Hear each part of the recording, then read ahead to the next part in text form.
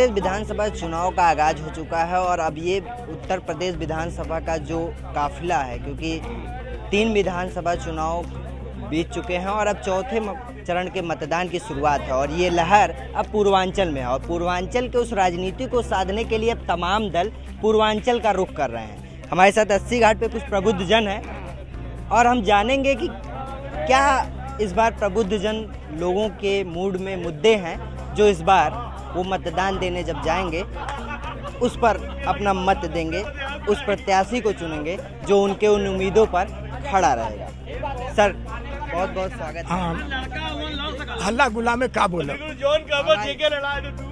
आवाज आ रहा। उत्तर प्रदेश में जो चुनाव हो रहा है उसमें मोदी और योगी ने जो काम किया है, जितना जैसे कि राम मंदिर बनाया है, इसी राम मंदिर के लिए हजारों संतों को ये मुलायम सिंह की पार्टी, सपा की पार्टी, अखिलेश के पार्टी ने गोली चलाकर हत्या किया है।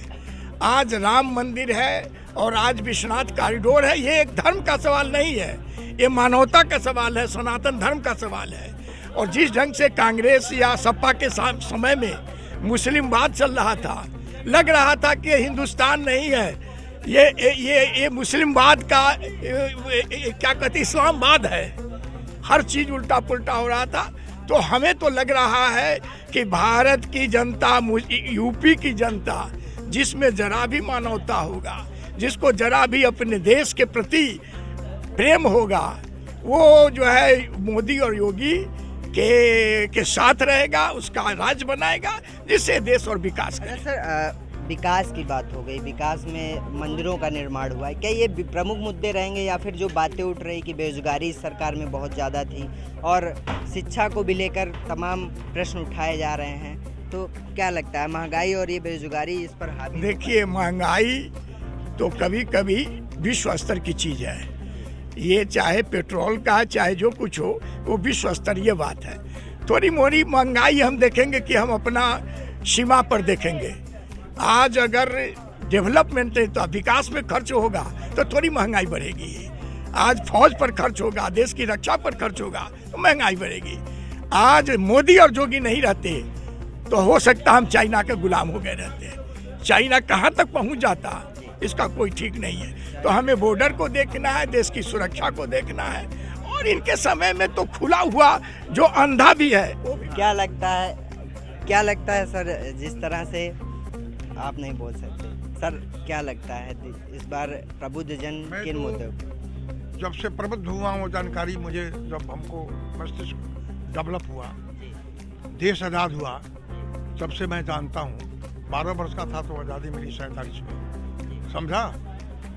तो कांग्रेस की हुकूमत जब मिली तो कांग्रेस ने लूटा, कांग्रेस के लोगों ने लूटा देश को। और 62 में लड़ाई हुई तो चीन जो सो कई हजार वर्ग किलोमीटर दखल कर लिया, ताकत नहीं थी कि उसका सामना कर सके। आज बीजेपी की सरकार है कि जितना सामरिक सामग्रियां, टैंक, जहाज वगैरह बना है और रक्षात्मक जो खर्च हुआ है, तो महंगाई बढ़ेगी।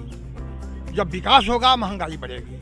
पहले चप्पल जूता किसी के पैर में नहीं, पहले खाली पैर लोग रहते थे, पैर को पोंछ करके सोते थे, है ना। चप्पल जूता से मौसम नहीं होता था।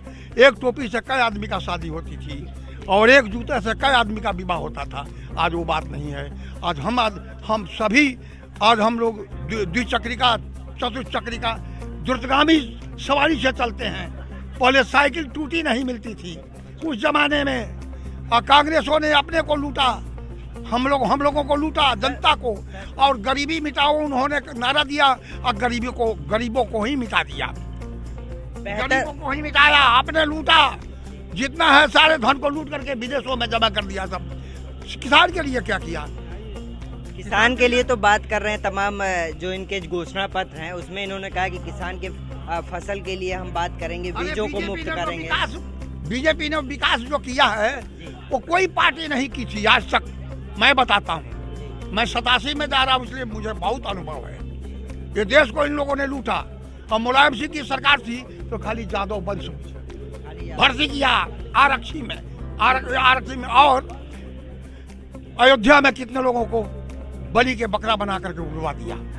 ये सरकार ने। सर क्या लगता है कि जिस तरह से इस चुनाव में जाति के मुद्दे सबसे बड़ा जो बयानबाजी इस समय अब चल रहा है वो धर्म की राजनीति को उठाया जा रहा है, धर्म पे बातें की जा रही हैं, विकास पे सिर्फ घोषणा पत्र में बातें की गई हैं। जब नेता मंच पे जा रहे हैं तो एक जाति विशेष को निशाना साधा, इसे कुछ फायदा होने वाला है पार्टी को?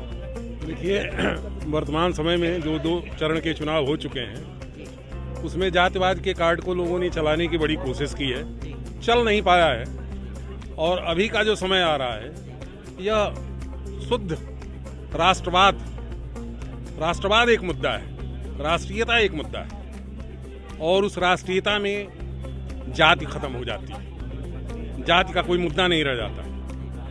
यह अब पूर्वांचल के जो या बचे हुए सीट्स के जो चुनाव हैं वो टोटल राष्ट्रवाद पर होना है, उसमें दूसरा कोई इशू नहीं बनेगा। बेहतर विकल्प किसे मानते हैं उत्तर प्रदेश? उत्तर प्रदेश में बेहतर विकल्प नहीं, कंटिन्यू करना योगी का सबसे ज़्यादा जरूरी है उत्तर प्रदेश की राजनीति को ठीक करने के लिए। हमारे साथ एक बनारस के एक कवि हैं, हम उनको भी जोड़ेंगे। क्या कहेंगे इस पूरे राजनीति माहौल में? अब पूर्वांचल में तो अब गढ़ बनने वाला है सभी पार्टियों का। हाँ, अब धीरे धीरे यहाँ पर चौथे चरण के चुनाव में लोग वापस आ गए हैं और धीरे धीरे माहौल इधर बन रहा है। लेकिन मैं एक कवि हूँ, मैं किसी पार्टी का चुनावी मेंबर नहीं हूँ, लेकिन 4 पंक्ति में कह सकता हूँ, किसकी नीयत अच्छी है, किसकी नीयत में है खोट, किसकी नीयत अच्छी है, किसकी नीयत में है खोट, एक गलत वोट आपका देश को पहुंचाता है चोट। एक गलत वोट पहुंचाता है। किसकी नीयत अच्छी है, किसकी नीयत में है खोट, एक गलत वोट आपका पहुंचाता है देश को चोट।